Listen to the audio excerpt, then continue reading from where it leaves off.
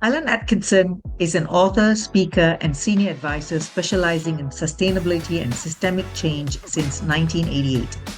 He has published several books, articles, and professional guides to promote sustainability strategy from a scientific perspective.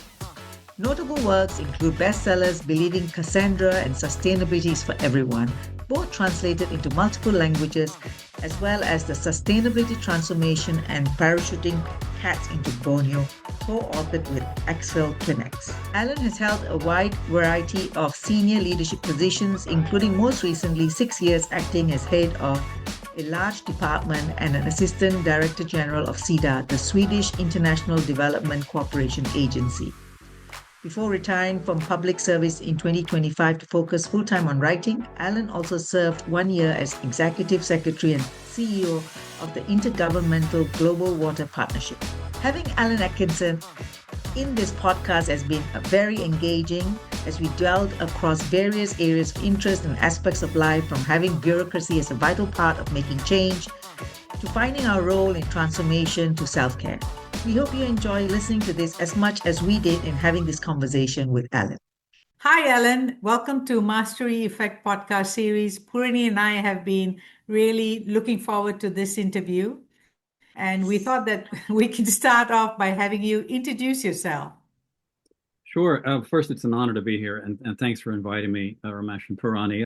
So, Alan AtKisson is my name. I live in Stockholm, Sweden. Maybe the most important thing to say about me in a professional context is that I've been at the game of sustainability work and systems change and sustainable development for a long time. Been able to watch it evolve over many different phases. And I've been with it not from the absolute beginning, but certainly from maybe just a year after the UN minted it.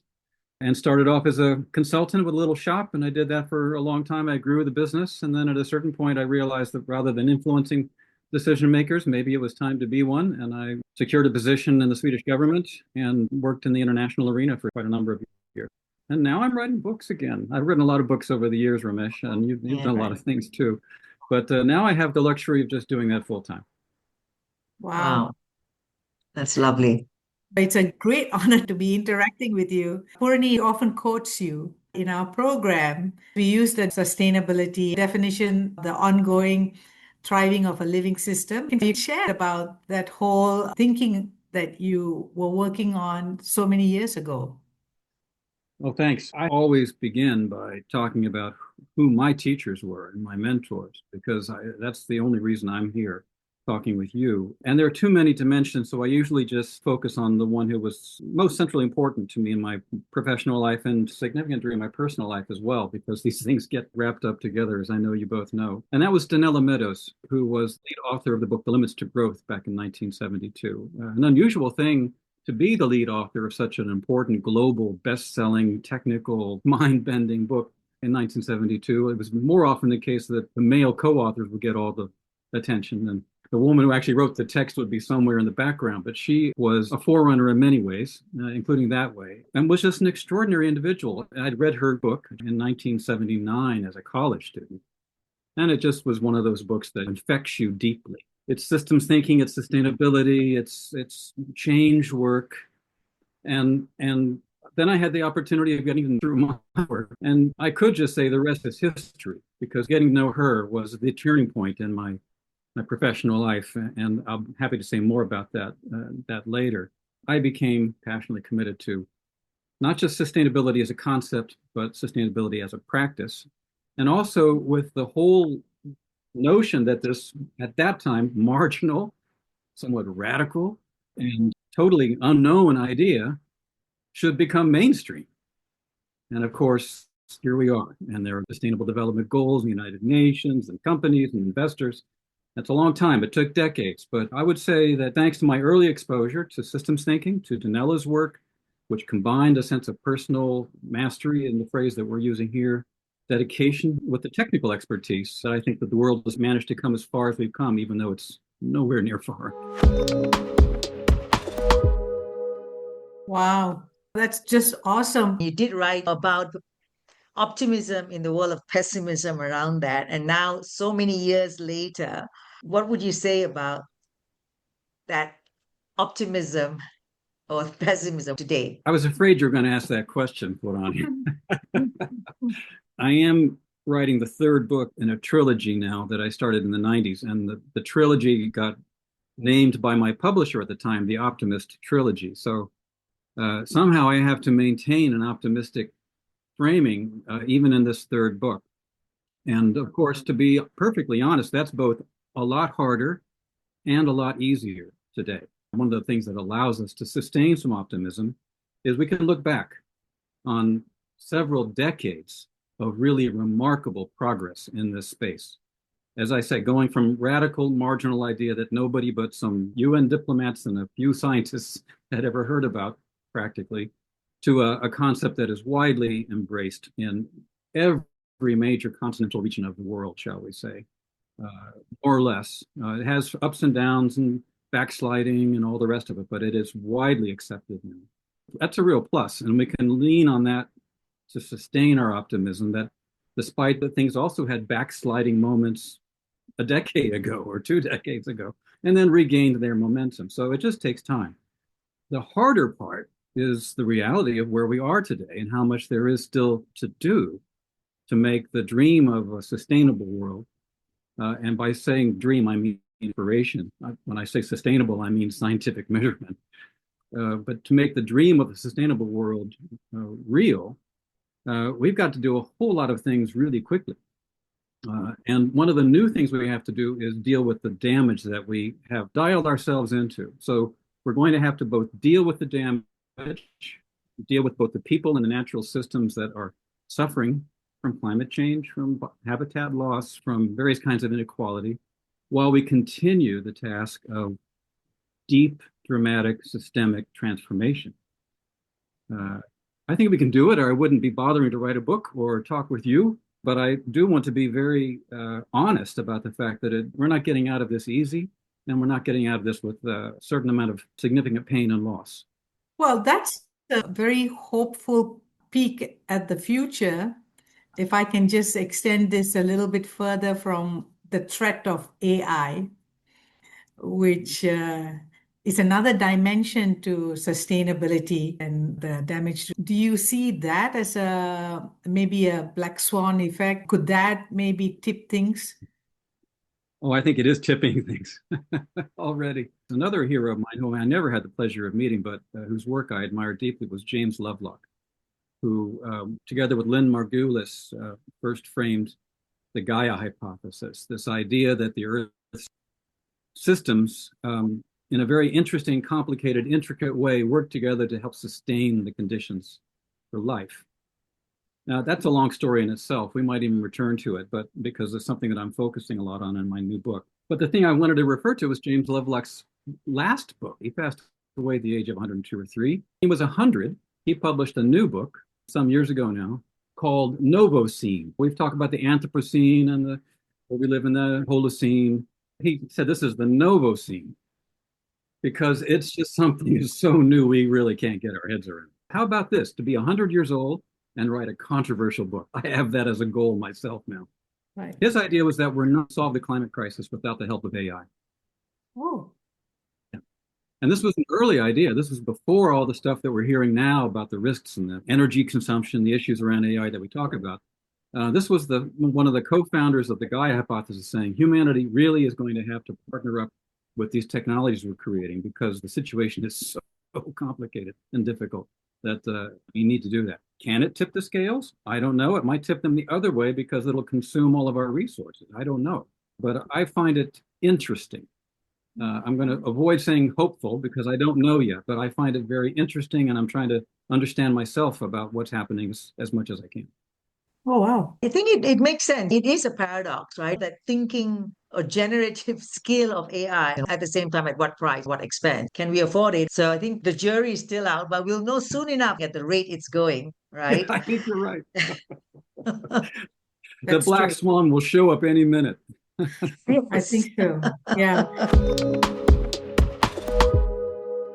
I want to circle back to the earlier point that you made that you started to look at sustainability as a practice. I wonder whether that meant like start off with shifting the mindset. That's an area that we are particularly interested in, and we focus very much on that. And can you share a little bit more about that piece?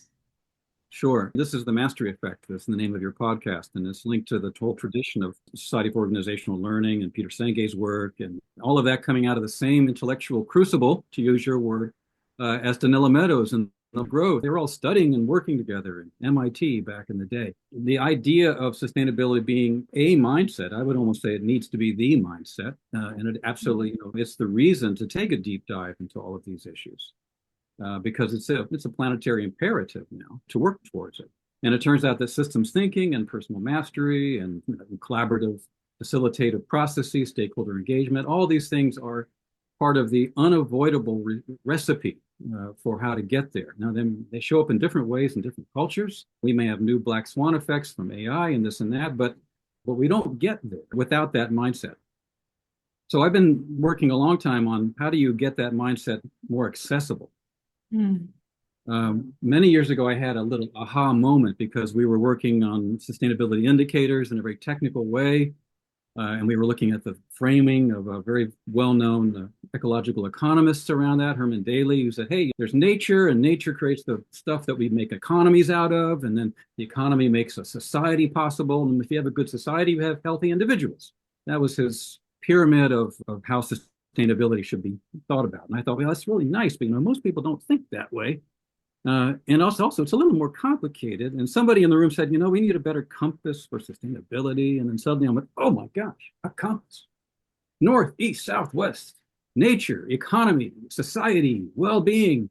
And I ran up to the whiteboard and I drew this picture. And that was 97 or something. And now there's a global NGO called Compass Education. And the idea there was just, how do you make the mindset of sustainability and systems thinking more accessible to people of all ages everywhere?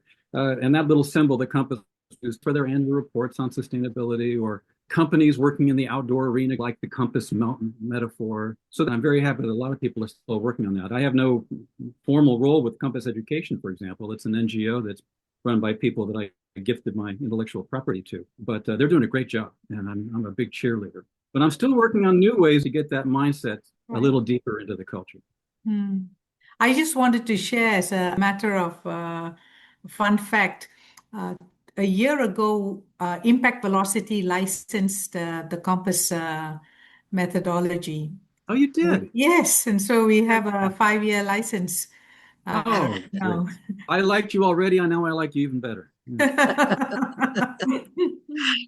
Yeah. We have our version of a 3-day program that Poorani leads. And in fact, today we just finished our 3rd day. We've been working with this family in Vietnam who decided that as part of their 30-year shared future, that people's inner development, planet renewal, and progress sharing was important. And they said, okay, let's get a million people into systems awareness thinking. And so we designed a 3-day program.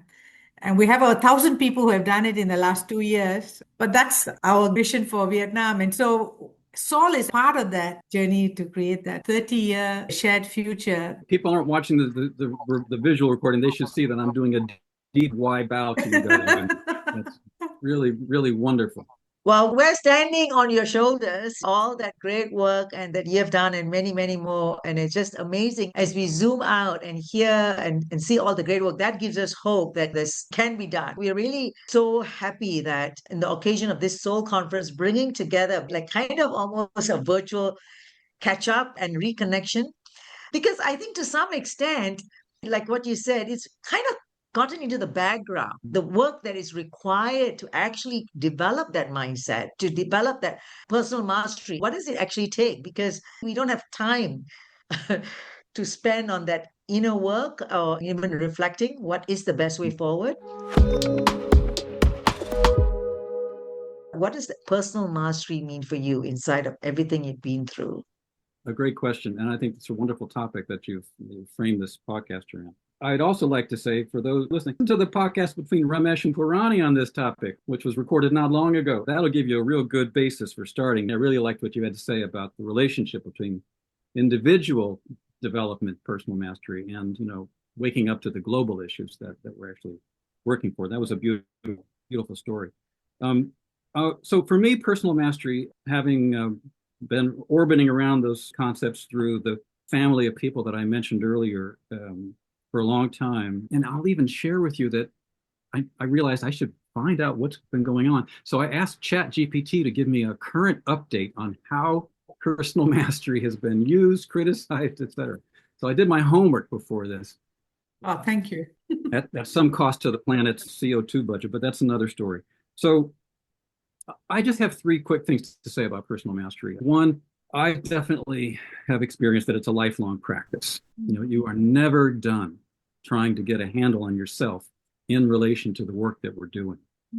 I taught a lot of what we used to call master classes, which seems to me a little bit arrogant that I was teaching master classes before I have totally mastered anything. But one of the things I kept bumping into there, for example, just to pick one example on why this is never done and why the relationship between individual and everything else is so important. A lot of people lift up intuition, and I do too, as an important source of insight. Of course, our brain, my goodness, most of what we think and decide is actually happening unconsciously. And then our neurologists or neurophysiologists tell us that the part that's thinking is really just the PR system for what the rest of the brain is doing. But in any case, sometimes an intuition is a genuine insight. Your brain has processed lots of information in ways that you weren't even aware of and offers it up to you as an aha or a hunch or a feeling, a gut feeling. Sometimes it's just a reflex, you know, it's something that your parents used to do this and it made you upset. And so you're upset and now you think it's like the way the world works. And that distinction between a true insight and something that's just a habit of mind from maybe even past trauma is really difficult. And it follows you the rest of your life unless you're maybe a Zen master or something else. So that's the first thing. Buckminster Fuller was one of my old heroes, and people like to quote him as saying, it's all about trial and error, error, error. You just keep trying. Second thing, personal mastery is not just personal. It's about relationships and dyads, groups, communities, and institutions. And I'd love to talk more about that. And then the third, to be super quick, personal mastery, it can bring us a lot of personal fulfillment and a feeling of fulfillment, but we also have to acknowledge that sometimes what it means is, and what it requires is a certain amount of sacrifice. You don't get to personal mastery by just doing what you think you really want deep inside. You get to personal mastery by making some deep accommodations to the needs of the world and your own needs and the needs of the people that you're close to, and having a very clear, as much as you can, given all the challenges we've just talked about, ethical compass to help steer you in that regard. That's my current take on personal mastery. And it's not an encyclopedia and it's not complete, but it's how I orient myself. That's a lot to unpack. That's a lot, just that itself. Alan, can you take us through a project that you did that can demonstrate these elements? And how have you seen that in the shifts that people have made towards some kind of systemic change? Well, that's really good. I'll tell you a little bit about one of the projects I was most happy to be part of in my role working in the Swedish government, because I think it does copy that pretty well. So one thing about being a change person is that you sometimes really want to be the person who has the idea that everybody then thinks is a beautiful idea, right? You get older and you realize, actually, maybe your role is to help other people's ideas get to the fore. That's right. And I ended up in a position where it was definitely not my job as a very senior person in this government agency to have a lot of new ideas. My job was to approve and support the ideas that were good. That's a personal mastery issue, because if I can tell you, I've seen a lot, and it's unfortunately, again, more of a male than a female quality, that somebody else's idea suddenly becomes the top guy's idea and no credit is shared. Yeah. All right. So here's what I want to say about this story. And I'm going to send your listeners to something called the Global Investors for Sustainable Development Alliance website. Just Google GISD Alliance. And what you'll find is an extraordinary initiative that was promoted by a lot of really wonderful people, some of them working for me, some of them working in the UN, some of them working in private business, that developed a global network of very top senior people in 30 of the world's most important investment firms to promote the idea of sustainable investment, with the Secretary General of the United Nations as the convener. How did that happen? When I arrived in my job, I saw that some of my colleagues were working on a really important idea, and I said, "That's the idea. Go, and I'll try to help you." And I used my experience and things to try to pave the way for this idea. But all the work was done by other people. I just watched and nodded and said, "Hooray." The second thing, it's the mixture of all these personal relationships, building trust between the chief innovation officer of company X and UN official A, and they have to get to know each other. They have to trust each other. It's personal, but it's also institutional, and it has to work in institutional terms. That's tricky. And then the thing about fulfillment and sacrifice, sometimes you just got to burn the extra midnight oil. You got to make the extra trip. These were big sacrifices, but in this case, you sometimes just have to put personal interests aside to make something work. And I watched a lot of people in the UN system, in the government systems, in the company systems, just stretch their personal capacities and their personal capital to the limit to get this idea in place. Wow. So has it changed the world? Yeah. But has it transformed it utterly and financed all of our sustainability dreams? No. But it has definitely put a huge new sort of edifice in the system. And it's from that combination of people working with passion at the individual level, but negotiating institutionally and community-wise, and making the personal sacrifices required to do it. Wow. That's amazing. How long ago was that? The launch date was, I think, 2019 officially. Wow. And if people go to my website, they'll find my recent keynote speech at an academic conference here in Europe, where I said 30 years ago, I made this kind of joke in another speech that if we succeed in our sustainability visions, the result is going to be a bureaucracy. And that is in fact the case. Now we have here in Europe, we have these fantastic laws, and all over the world there are codes and guidelines, and the UN itself, of course, and even scientific publications are themselves bureaucracies. But this GISD alliance is part of that, you might say, global bureaucracy. So it's almost invisible to most people. And most sustainability is invisible and somewhat bureaucratic. So what I love about what you're doing with this podcast, with the conference, and will do for the global community of people who care about these issues, is to bring the bureaucracy and the personal passion back together, because we need that in order for these things to work. That's such an interesting perspective, because I think it's almost like fulfillment and the personal peace, right? And freedom, right? And somehow bureaucracy and having structures seems a confinement or seems a restriction. How do we reconcile with that? You went right to the heart of things here, Poorani, with that question. I'll back up a little bit and say that when working with people who want to work on sustainability and system change, et cetera, one of the first pieces of advice I have, or questions I like to pose, is, where do you want to be in the system? Where are you most effectively deployed as a resource? Where are you happiest? And if you're happy being an activist on the front lines with a placard, because that's who you are, then do that. But listen, if you have the skill to move into the system, suppress your desire to shout at everybody, and work diplomatically to kind of, over the course of a year or 4, move an idea forward, then that's where you should be. And so for me, it's important that we just have clarity about where it is we are in the system.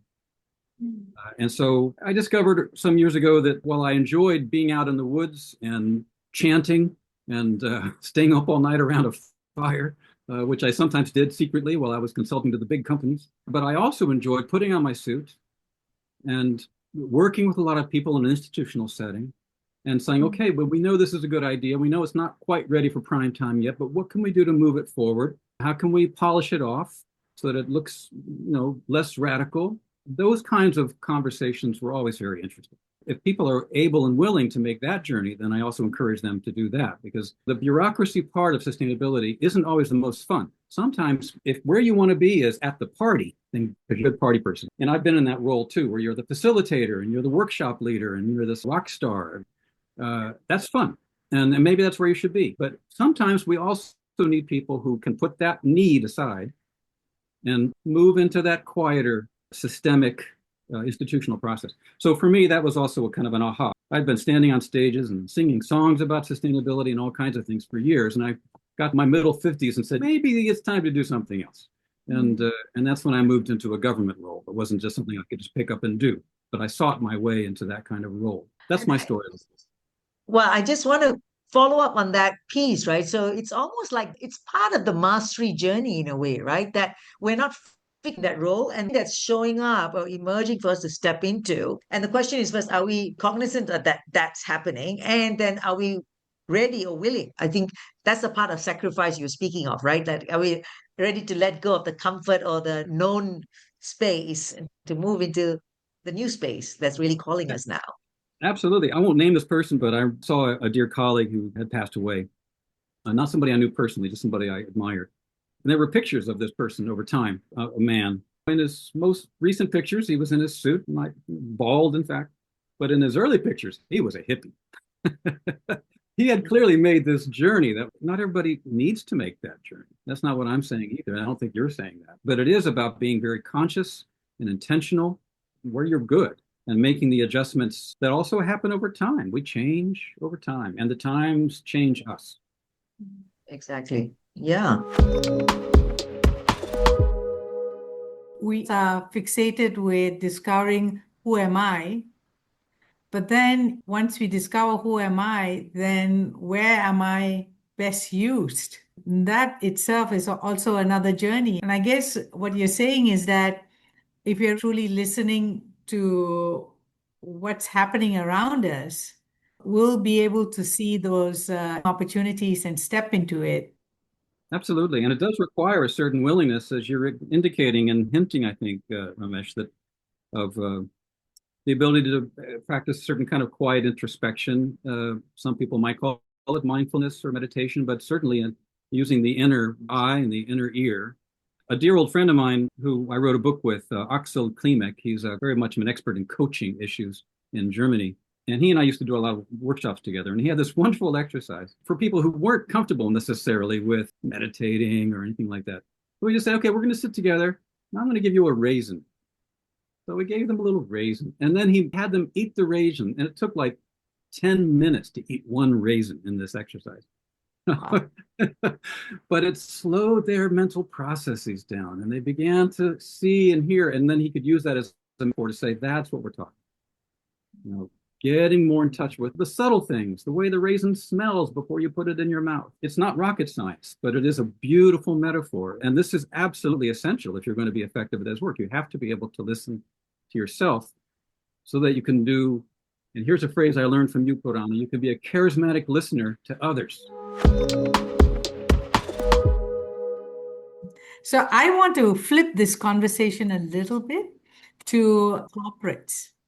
And Sure. if I was looking at it not as an individual, but as an organization with a culture, we often find that successful companies take their processes and systems and they create artifacts around that. And then they stop updating, they stop learning. And then they wonder why things are not working. It's the same thing, but except that the rules now have forced people not to be able to think newly and not to take the risk and not to relook at the things that was out of bounds. In your work, how do you see that shift happening? Oh, gosh. What a lovely question. And by the way, you said charismatic listener, Ramesh, but in any case, so I have to think about concrete experience as you were also nudging me to do before. One note that I have is that we underestimate the extent to which corporations, which we love to hold up as examples of fast-moving entrepreneurship, et cetera, but mostly corporations are bureaucracies. We're back to that word. I mean, you have a very vast, complex system, and you have to manage it, and it has to be predictable, and it's got to be able to speed up and slow down according to signals. It's a huge machine. It's going to naturally tend to resistance because it's designed to be change resistant. It's designed to be accommodating certain kinds of change, but not others. You have to change your sourcing in a particular material flow because there was a drought in area X, and that kind of change they're really well designed for. But a change like, well, you've got to rethink the entire cotton supply chain. They're not so well designed for that. And that requires mindset changes of the kinds we were talking about earlier, as well as many complicated other changes, not least of which financial and financial management. Who's going to pay for this? Where's the money going to come from? All our farmers have to retool? Who's going to do that investing? So that's a background to my simple little point about working with companies, is that it's the same story. You find people inside the organization who understand its complexity, have the sense of personal mastery. They've made choices to be in that system for whatever reasons, and they've also learned to manage themselves in the system and manage the system. Yeah, that's the tricky thing.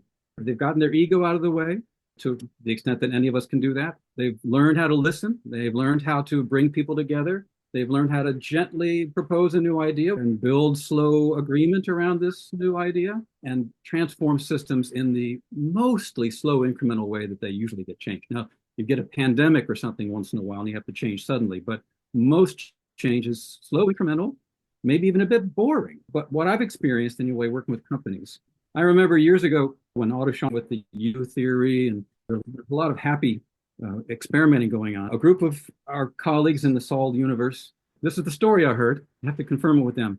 They'd done this very high level workshop with people very near the tops of these organizations, and it included a 24-hour solo period in nature, right? Where they had a chance to really deeply reflect. Well, when they came back from all this, a lot of them quit their jobs.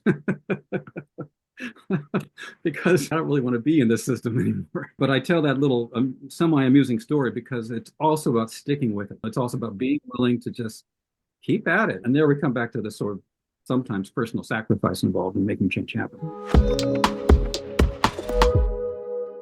So that's interesting. You are saying that there's something that's necessary or required in our existing systems that we could transition, we could do something. We all use various kinds of rhetoric to make important points. And so I can appreciate that point. You made a similar point in an earlier podcast where you had the insight that we can't change. And I'm sure that was an important moment for you. I had moments like that too. But my current belief is that we can change and that systems do change. And that what we are unhappy with often is that they usually change incrementally. That's what I was getting. It takes usually big shocks to the system to have them change in some other way. Either a new leader comes in with a wild new idea or an external crisis occur. But do they change? Yes. I mean, I've worked many years, for example, with the United Nations system, just to pick one, and particularly with certain departments in the UN Secretariat in New York. And I remember very well that when I first started interacting with them, I was somebody who had the rare experience of working, I hope, relatively effective in the corporate world because I had a lot of repeat clients, but also with the UN system. And I can tell you that very few, if any, of the people I met in that system knew how to work with business. They just didn't know. They weren't effective at it. And I can say that because there were not the Global Compact, there are plenty of things, but they just hadn't, they would do things like send an invitation out with 2 days notice and assume that somebody would show up at meetings. Small, but they changed. The system changed. People changed. The whole system learned. And now there are not Global Compact men forever, and there's PR, there's all kinds of things. But the people I'm thinking about, the systems I'm thinking about, they went from not having much experience with this to having lots of experience, and they could do it. Now, that's a high level experience that I'm talking about there. I heard a lot of people say the UN can't change. And I watched it personally evolve, gain new competencies, establish new management routines, bring in new people, bring in new ideas. It just happened slowly. It took time for it to happen. You look back 10 or 15 years and it's not the same thing that it was before. So that's my take on things these days. Yes, systems do change. They just don't change as fast as we want. We change sometimes not as fast as we want. And change is what we also call growth or development. Yeah, and I think that goes to the fundamental rule or point about systems, right? Delays. There's always these delays. So we could have jumped over everything I just said. Delays. That's one of the things, right? We have to be with delays, just as we have to be with unintended consequences. Sometimes those delays are a decade. Yeah, exactly. Right. Well, as a consultant, before I changed gears, I developed eventually a rule of thumb. Okay, I meet a client, I say a few things, and then I wait a year. And after a year, they were usually ready to actually start doing stuff. That's not a joke. That was a rule of thumb for me. That's right. That's great. That's a wonderful reminder for me too, because I do kind of sometimes talk about, I think it's just easier to start a new company, right? Instead of trying to transform the culture or whatever is going on, right? Because it's a struggle. I think you're right. Wonderful. Oh, well, on that note, shall we segue to a new topic? And that's about what's collective consciousness? You're not one for small talk, are you, Ramesh? No small talk now. Gosh, I'm really enjoying this conversation, but it's challenging. Let's pick two poles of a spectrum on which any answer to that question might fall. At one end of the spectrum is, Wernicke said, called the noosphere. That is, there's the biosphere for all life, and there's the atmosphere for all air, and then there's some metaphoric, but actually physically real sphere of activity where all the thinking that's going on the planet occurs. That's the noosphere, the sphere of consciousness. By the way, it's not just humans. That's another long topic, but lots of science now clearly and firmly establishing that many animals, to levels that we probably were surprised about, have some conscious experience. So collective consciousness that's one end of the spectrum. And then we're talking about everything on planet Earth that thinks or feels. Wow. Okay. At the other end of the spectrum is, hey, we're a group of people. We're working really hard together. Got a good facilitator, some common understanding of mindset, and we get to know each other well enough that I can almost finish your sentences because I know enough about how you think. Whereas one person who was one of my mentors for group facilitation told me, you want to get to the point where if somebody who's a key person on the team doesn't show up, everybody else can basically guess what that person would have said. And so that's also a kind of collective consciousness. It's a small collective, but you're sharing a certain conscious space that was not just language either. It's a feeling, it's gestures, it's the way you pour tea or coffee for each other, but it's also about certain key concepts like sustainability or delays or systems thinking. Leverage points are really key concepts. So and then there would be an incredible number of answers that would be in between those two extremes for defining collective consciousness, having to do with very large groups of people sharing strong belief systems to smaller groups of people. Nation states are a kind of collective consciousness. In working on these issues, back to the purpose of your podcast and the purpose of our work on systems and sustainability, what we're trying to do when we're doing personal mastery work and systems thinking and sustainability is create bubbles or islands of collective consciousness of some kind. We're all thinking something the same way. We're not doing telepathy, but the way you nod at me when I say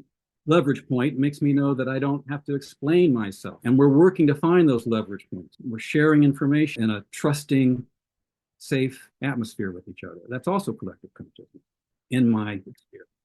Sorry if that went on too long, but actually my only academic degree is in philosophy. So I love talking about this stuff. Wonderful. And I love how you have decoded it in the two extremes, right? From especially that even in small teams, we can experience that collective consciousness as we work together, synchronity or supporting each other. Yes. And then the other extreme is that more spiritual, whichever way that you want to define it, that whole inquiry of what's this world or whatever that is.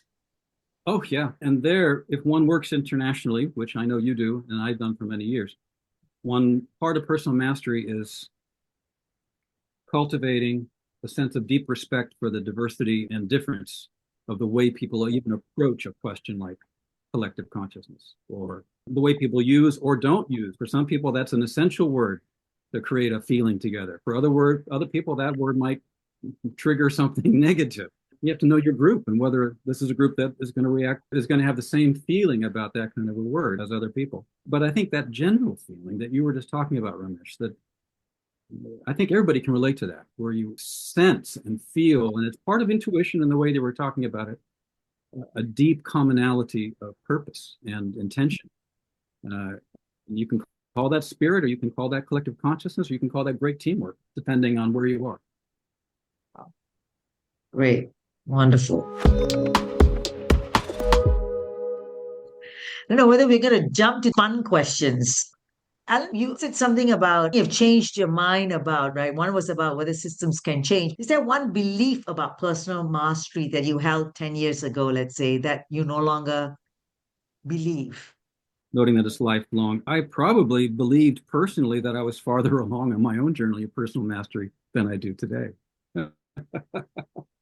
How interesting. If you move into different contexts and you face different kinds of challenges, you learn new things about yourself and you realize, oh, that's something I still have to work on, or I need to polish, or I wasn't even aware was an issue for me. I'll mention to you, because it's on my blog and I published on LinkedIn, I had a stress-related burnout experience not long ago. So I wrote about it publicly on LinkedIn and on my blog, because the key thing about that experience that I really want to share with people was that I had no idea it was coming. I mean, it wasn't like I was very upset and really nervous and suddenly I was feeling, I didn't even feel stressed. The interesting thing was my body was stressed and I wasn't aware of it. From one day to the next, I basically couldn't do very much physically.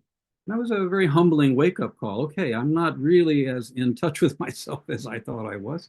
And also, I was working in circumstances where I literally didn't have time to even pause. I probably could have forced myself to pause, but I didn't believe that I had time to pause and reflect on where I was. So that's something 10 years ago I would not have expected that would happen. At a certain point in my life, I was, for example, running a think tank on sustainable economics, fairly well, high level and in that kind of way, meeting with government officials and senior corporate people. But I was also living in a former Zen monastery at the same time, practicing Zen meditation every morning, but I didn't talk about it. You know, it was one of those things I kept private. And so with all that kind of personal experience in the background, I really thought stress was really not an issue for me. I'd learned how to manage it. If people are interested, you can go to my blog and read about it. It's called The Chronicle of a CEO Burnout. I was the CEO of a intergovernmental organization at the time. I'm open about it because I think it's important for people to have the opportunity to avoid what I experienced.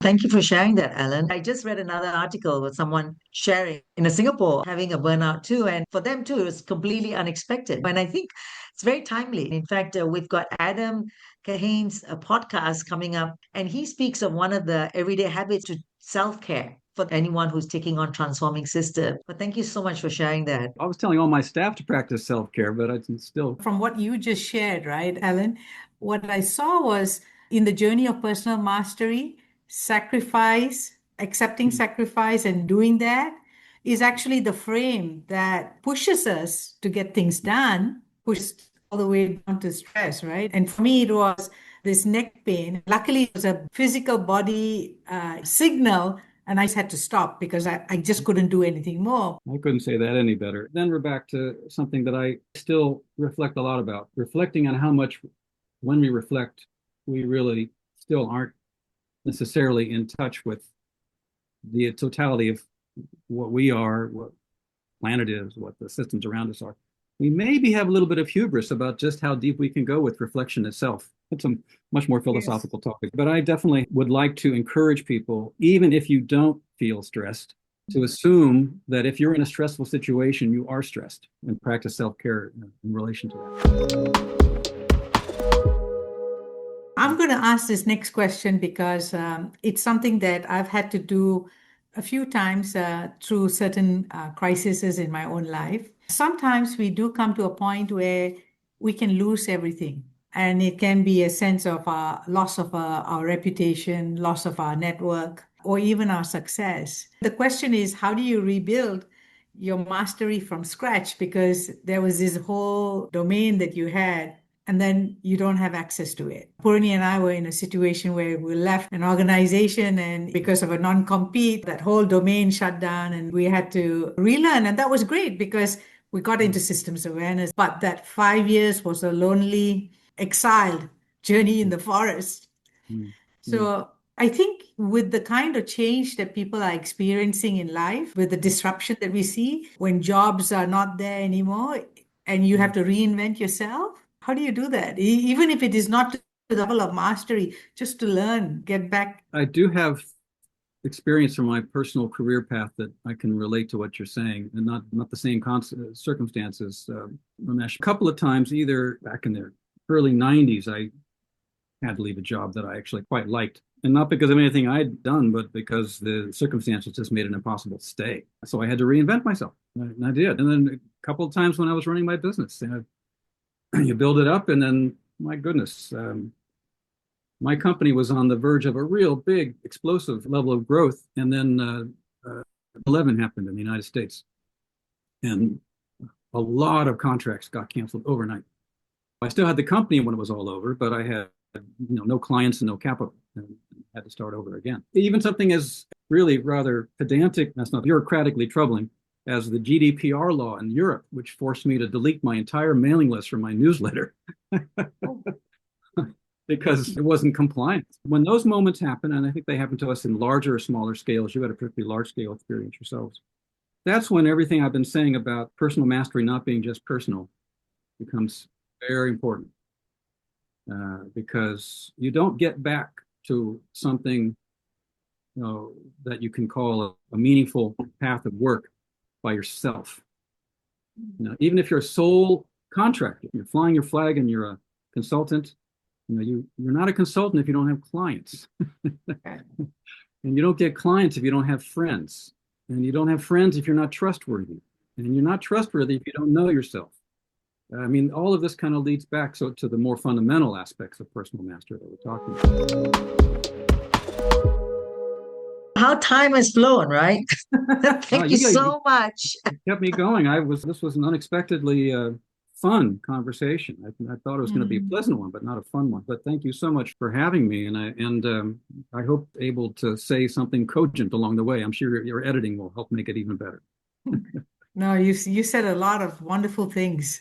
I think it's so apt and so needed, and I'm sure all our listeners will really find great value. And we're looking forward to having you at the virtually, but nonetheless, very valuable time at the conference and addressing us. Oh gosh, I'm so looking forward to it. Thanks so much.